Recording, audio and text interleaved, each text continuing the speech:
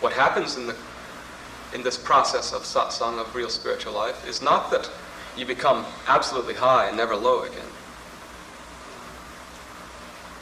You become perfectly identical to the stable constant, which is absolute bliss, prior to highs and lows, prior to God and devil, spirit and flesh, all these opposites. The true bliss of reality and real God becomes your realized nature. And the individual begins to observe in his own consciousness and in his life, because the process of satsang does not simply work subjectively. It is not simply a revelation of your tendencies through feelings and thoughts and dreams and the like. It is that, but it also manifests outwardly. Absolutely. It continually creates conditions in your life, just as it creates internal conditions.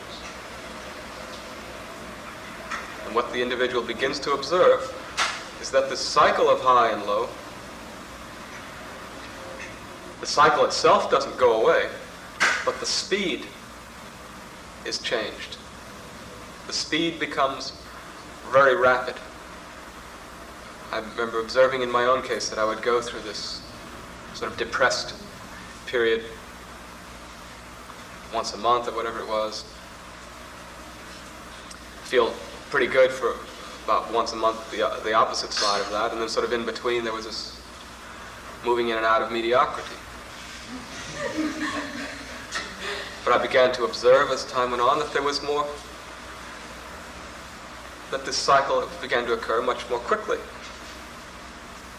So I'd be depressed every week and high every other week, and the period of mediocrity was a little narrower. And then I'd get depressed every couple of days and high every couple of days, and the period of mediocrity was that much smaller. Until I got to I was going high and low every other minute or so. Until the speed became so rapid I couldn't notice it anymore. It became absolute speed. The speed of light, faster than the speed of light. The divine speed.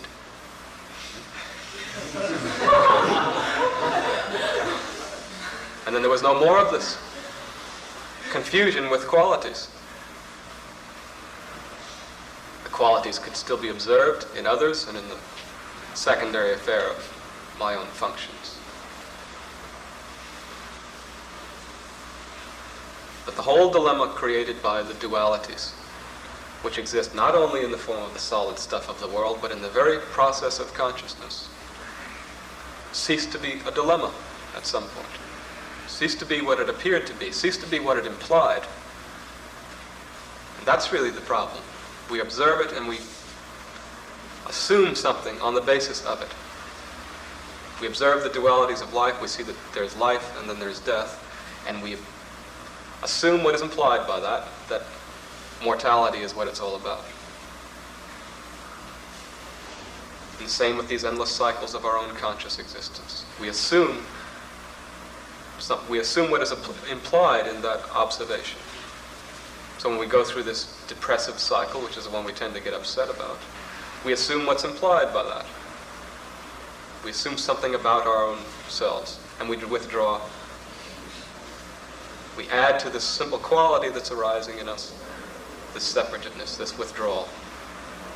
And so we aggravate these periods of depression by withdrawing from the Guru, withdrawing from others, turning away from the relational status of existence.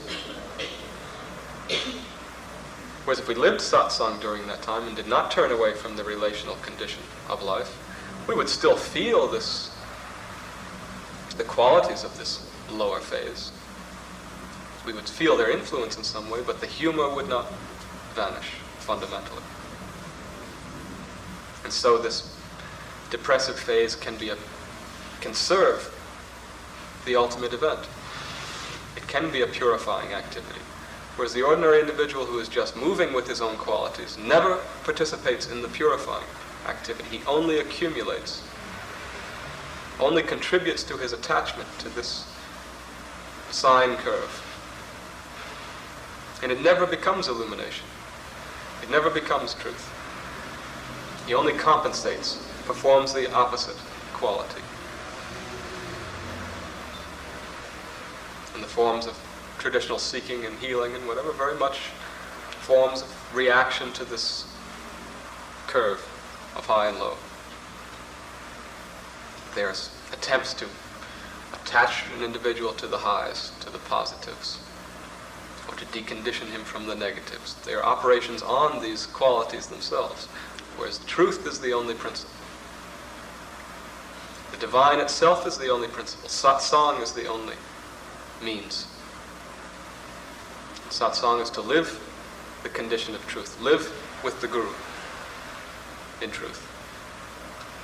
And it permits this pattern to be undermined, because it does not live this pattern as its principle. It lives satsang as the principle. And this falls apart by virtue of not being used, becomes obsolete. And changes occur then in this pattern. This is karma, this sine curve. This is what karma is. And changes occur in that pattern by virtue of living satsang, the constant. Not by virtue of doing something to the pattern itself, but by virtue of living the constant, this transformation occurs. Whereas the traditional principle is to do something to the qualities and find God somehow at the end. But you must find God at the beginning, and the qualities are transformed. Only by turning to God do you deserve to be relieved of your qualities. If you do not turn to God, then you have only resorted to your qualities. Your qualities. The you is one of those qualities. Me is a quality in consciousness. It is not you. It is not your condition. It is one of the assumptions, one of the reflections, one of the implications of the pattern of manifest existence.